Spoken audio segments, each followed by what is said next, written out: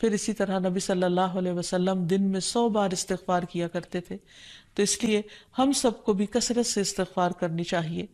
استغفار بیماریوں کا علاج بھی ہے اور اللہ کے عذاب سے بچانے والا بھی، اللہ سبحانہ و تعالیٰ کی رحمت پانے کا ذریعہ ہے، اور پھر بارش کے نزول کا ذریعہ بھی ہے، زراعت میں برکت کا ذریعہ، کبیرہ اور صغیرہ گناہوں سے معافی کا ذریعہ، اچھا اعمال نامہ پانے کا ذریعہ، یعنی قیامت کے دن انسان کو جن کی بخشش ہوگی ان کو خوشخبری دی جائے گی اور ان کا نامہ اعمال جو ہے وہ بہترین نامہ اعمال ہوگا. پھر جنت میں درجات کی بلندی استغفار کی وجہ سے ہوگی. تو اس لیے ضروری ہے کہ ہم اٹھتے بیٹھتے اپنے گناہوں کی معافی مانگتے رہیں، اور استغفار کے لیے انسان اپنی زبان میں بھی اللہ تعالیٰ سے بخشش مانگ سکتا ہے. لیکن بہتر یہ ہے کہ اگر انسان قرآنی دعاؤں اور مسنون دعاؤں کا سہارا لے اور ان کو سیکھ بھی لے، کیونکہ یہ ہم سب کی ضرورت ہے. سورۃ نوح میں اللہ سبحانہ و تعالیٰ فرماتے ہیں، حضرت نوح علیہ السلام نے اپنی قوم کو استغفار کرنے کو کہا، اور کیا کہا؟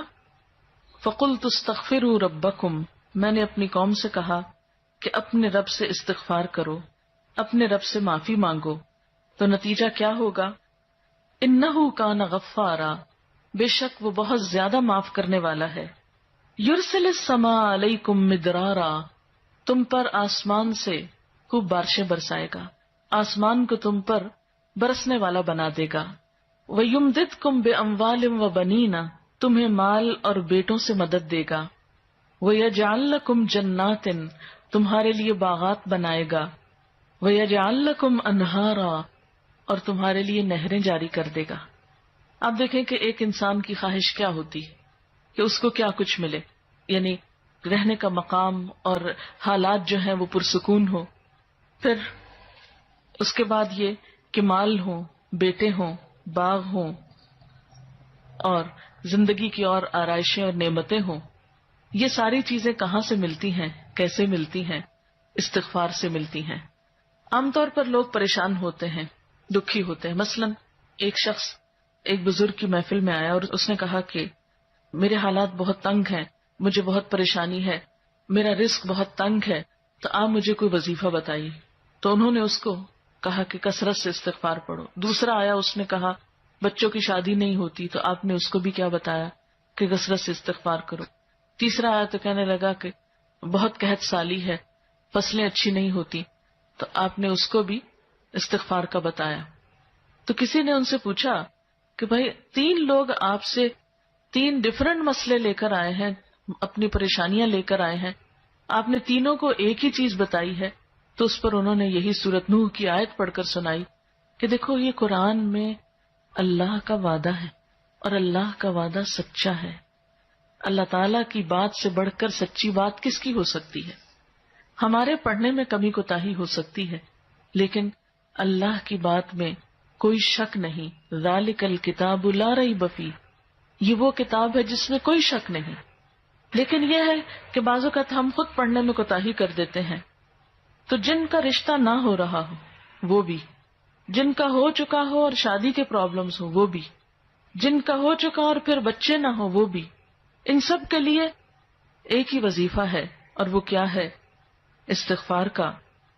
پھر اسی طرح ایک اور جگہ پر ایک اور پیغمبر نے اپنے لوگوں سے کہا وَاسْتَغْفِرُوا رَبَّكُمْ ثُمَّ تُوبُوا إِلَيْهِ إِنَّ رَبِّي رَحِيمٌ وَدُودٌ، اپنے رب سے معافی مانگو اور اس کی طرف پلٹ آؤ، بے شک میرا رب رحیم ہے اور اپنی مخلوق سے بہت محبت رکھتا ہے.